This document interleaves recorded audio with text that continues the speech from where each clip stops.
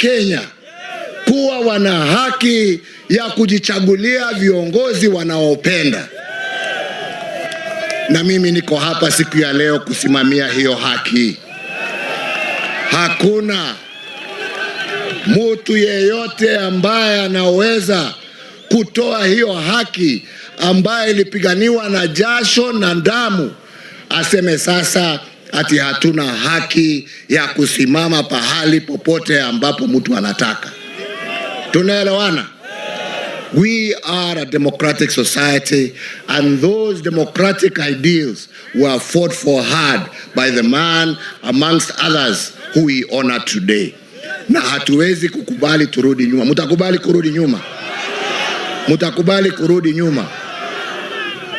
Kama ni kuomba kura, tuombe kwa amani. Wananchi wana ujuzi wa kujua. Wakisema wanataka Kalonzo ni Kalonzo. Wakisema wanataka Ruto ni Ruto. Wakisema wanataka Matiang'i ni Matiang'i. Wakisema wanataka Sifuna, Sifuna.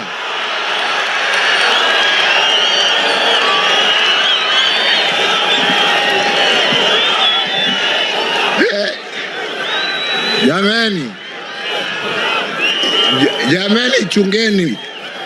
Mimi sitaki kuitwa sponsor bana. Mimi sitaki mambo mingi. Mimi nimesema ya kwamba chaguo ni la nani?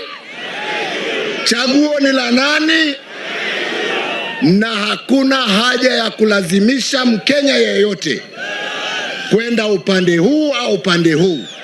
Wakenya watajichagulia wenyewe. Na mimi naomba viongozi wa kisiasa tuende kwa wananchi kwa amani. Tuhubiri yale ambaye tuko naye kwa amani.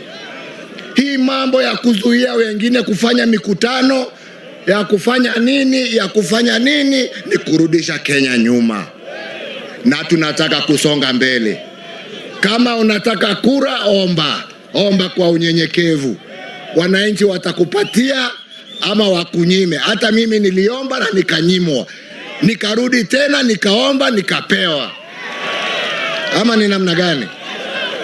Na watu wasiseme ya kwamba yale ambaye nasema mimi naingilia siasa.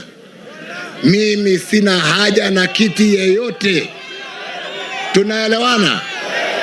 Mimi nashukuru Mungu kwa ile miaka amenipea kuwa kwa uongozi, na nawashukuru wa Kenya kwa kunipatia hiyo nafasi. Hii nafasi sasa ni ya wengine, na Wakenya wenyewe ndio wataamua ni nani. Lakini wajue ya kwamba unajua kila mtu anaweza kusema anataka, lakini Mungu anaamua ni mtu mmoja peke yake. Wakitaka mema wajaribu kutafuta njia ya kuungana, watembee pamoja na waheshimiane. Si ni kweli? Tumekubaliana. Kwa hivyo kwa sababu ya hali ya anga, na bado kuna wengine labda mnataka kusikia sauti yao, mimi nasema Kitale, Mungu awabariki.